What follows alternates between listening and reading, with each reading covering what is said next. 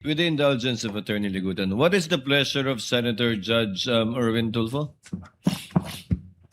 Mr. President, I have here the transcript of the hearing in Congress.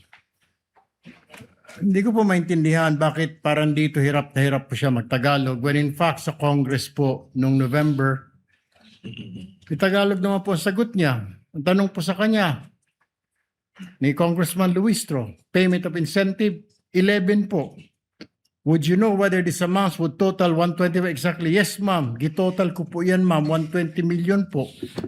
It's all puro Tagalog, Mr. President. What is this? I mean, mabuti po sana pati yung discretionary. And she's a government official. She doesn't know what discretionary means is. I mean, what it means. Dito po, puro sumasagot naman po siya. English, Tagalog. Yes po. Are you aware? Opo. O may authority, special disbursing officer. Kasi po, wala akong alam kung paano po i-implement ang mga confidential. Mr. President, tama na po itong panluloko sa atin. Please, Mr. President, compel this witness to talk in Tagalog. Kahit po yung mga Bisaya po nakaintindi ng Tagalog, nakakasalita ng Tagalog, ano tayo sa ibang bansa? Ano tayo, mga Hapon, mga Chinese? I know, Ms. Witness, you can understand Tagalog, you can speak Tagalog dahil nandito po ito. Ilang pahina po ito.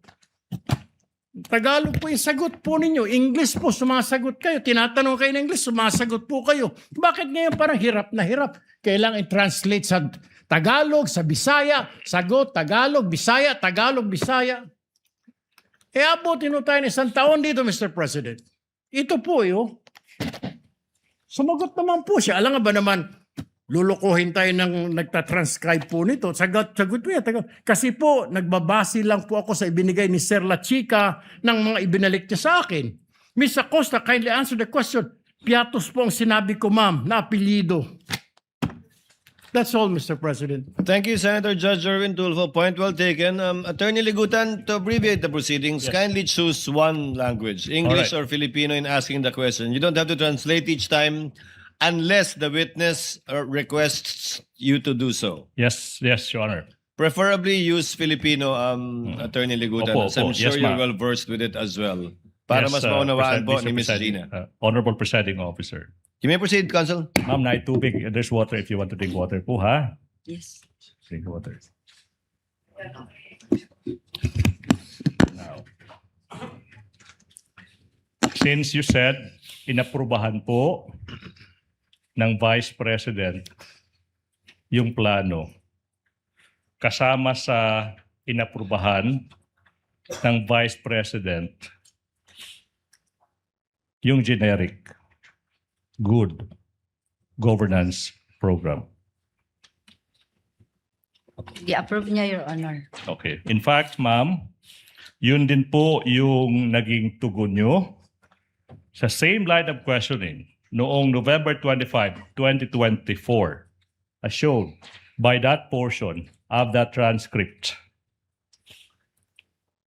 You confirm that it was may approval po ng head of agency at saka yung head of agency is the approval po ng head of agency at saka yung head of agency is the respondent in this case, Sara Zimmerman Duterte, Vice President. Tama po ba? Tama po, Your Honor. Let's proceed po sa susunod na punto. Let's go to the physical and financial plan naman. This time, para naman sa 2023.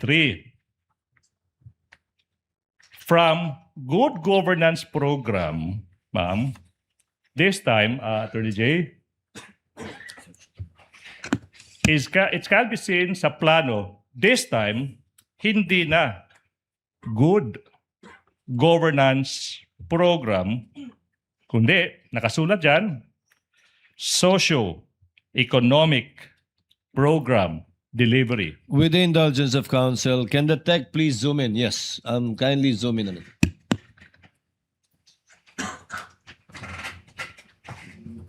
May proceed, Your Honor. Ms. Gina will please answer. Kindly confirm ang nakasulat na po sa 2023 ay yung Socio-Economic Program Delivery.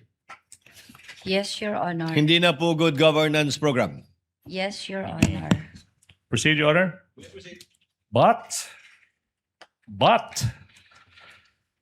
sa 2023 Fiscal and Financial Plan, okay, yung expected outcome naman nananatili 2022 na expected outcome. Nakasulat, safe implementation of OVP initiatives and confidence building for 2022, same expected outcome, safe implementation of OVP initiatives and confidence building. Tama po ba? Tama po, Your Honor. Ma'am, pwedeng mas malapit pa sa mikropono para po marinig. Again, may tubig dyan, ma'am, ha? If you want to drink water now. Therefore, masasabi natin, base sa dokumento, ma'am, yung 2023 Fiscal and Financial Plan, kopya lang. Kopya lang ng number 1, physical target galing sa 2022. Tama po ba? Objection, Your Honor. The document would speak for itself because the prosecution is asking the witness what is already based on the document as the question is framed, Your Honor. Witness may answer. I'm just not so sure if she understands the word copy. But so, Ma'am Gina, pareho lang po ang nilalaman ng Fiscal and Financial Plan ng 2022 at 2023 maliban dun sa nag-iisang unang column. Tama po ba? Yes, Your Honor. Yes, Your Honor. Now, proceed. Same with budget for each quarter. Para sa fourth quarter ng 2022, 125 billion pesos. Para naman sa budget na hinihingi ng Office of the Vice President para sa unang quarter, pangalawang quarter, third quarter, fourth quarter ng 2023, ma'am. Kopyang-kopya yung amount. 125 million pesos. Tama po ba? Tama, Your Honor, kay mao man na ang nakabutang sa GAA, Your Honor. Yun. Proceed, Your Honor. You may tama daw dahil yun daw ang nakalagay sa GA. Both the 2022 Fiscal and Financial Plan and the 2023 version provided for broad program under po sa programs, activities, and projects. Sa 2022, Good Governance Program. Sa 2023 naman, Socio-Economic Program. Pero as to budget, pareho. Yes or no? Pareho, Your Honor. As to expected outcome, pareho. Pareho, Your Honor. All right. Now, let's go to this physical target naman. In the 2023 Physical Plan, same observation ba, ma'am? Na nakasulat dyan, letter A, number, identified areas with surveillance conducted and monitored without, hindi po nakasulat dyan yung actual na numero. Tama po ba? Tama po, Your Honor. Same with the letter B entry, percentage. Nakasulat dyan, percentage, the symbol symbolizing percentage of activities implemented without and toward security-related incidents without stating the actual percentage. Tama po ba? Walang number. Tama po, Your All Honor. right. In fact, you admitted, Madam, in the November 25, 2024 Committee on Good Government hearing that you have to consult Colonel La Chica on what to put in the Fiscal and Financial Plan. Do you remember this? Yes, Your Honor. Yan. The programs, yung programa po, yung mga ini-expect nating resulta sa mga programa, yung mga targets ng mga plano, lahat ng ito ay galing kay Colonel Lachica. Di po ba? Unsa to, Your Honor? Ay, sorry, sorry. I will repeat. Kindly repeat, Counsel. Tan. Ang programa sa plano, ang expected outcome, ang target sa physical plan, galing kay Colonel Lachica. Tama po ba? Objection, Your Honor. What's the objection? What's the Ask and objection, Counsel? Asked and answered, Your Honor. The Oh. witness has already testified previously that security officer is providing inputs and guidance. This is Your Honor. 2023, Your Honor. I think the question pertains to 2023 now. That was Yes. she answered with respect to 2022. Ma'am Gina, yung nangyari po ba noong 2022, ganun din po sa 2023, galing kay Colonel Lachica? Sa paggawa ng physical financial plan, Your Honor, kasama gyapon ako siya. Kasama ko siya, Your Honor. Sa kanya pa rin ako nanghingi ng inputs and guidelines po, Your Honor. Yes. So galing nga po sa kanya. Galing Kaming- kay Colonel Lachica yung inyong inputs na nilagay dito. Kaming dalawa po, Your Honor, ang nag-discuss, Your Honors. Mhm. Counsel, your witness. Let's go to that November 25, 2024 hearing. Ma'am, tinanong ka ni Representative Jane K. Luistro. As a matter of fact, the financial plan does not bear at all the signature of or the name of Colonel Lachica. Ma'am, yung sagot nyo dyan, yes po. Pero sa kanya po ako humihingi ng inputs or information with regards to the implementation of all these projects included in the confidential funds.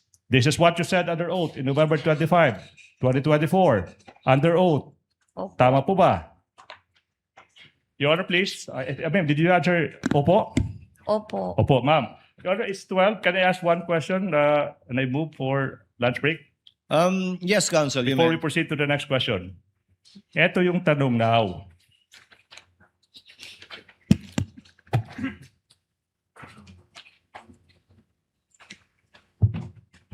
Ma'am, Yes, sir. Ay, yes, attorney. opo. Sa lahat ng mga dokumento isinumitin nyo sa COA, Commission on Audit, the plan, accomplishment reports, liquidation reports, nakasaad ba dyan sa kahit anong dokumento yung sinasabi nyo na lahat ng inputs, yung sinulat nyo sa plano, lahat ng inputs sinulat nyo sa reporting to COA, nakasaad ba dyan yung pangalan ni Colonel Lachica? Yes Objection, or no? Your Honor. The document would speak for itself, Your Honor, Honor. that's a question the public is very much willing to hear. Witness may answer. Counsel, let the witness answer. I think Yes she or knows no? the answer anyway. Yes or no? Tama ba pag understand ko sa question mo, Your Honor, na sa lahat ng mga dokumento na isubmit ko Plano, physical plan, ma'am. sa physical plan, Okay, sa accomplishment report accomplishment mismo, report, sa liquidation sa report, liquidation report. sa certification na successful yung paggamit, tama yung paggamit ng plano. May isang dokumento ba dun? Ma'am, limited po tayo dun, ha? Na ipinakita nyo sa publiko na si Colonel Lachica yung nagbibigay sa iyo ng input sa mga plano, saka siya yung nag-implement ng mga programs, activities. Meron ba doon? Yes or no? Wala. Move for lunch break, or please.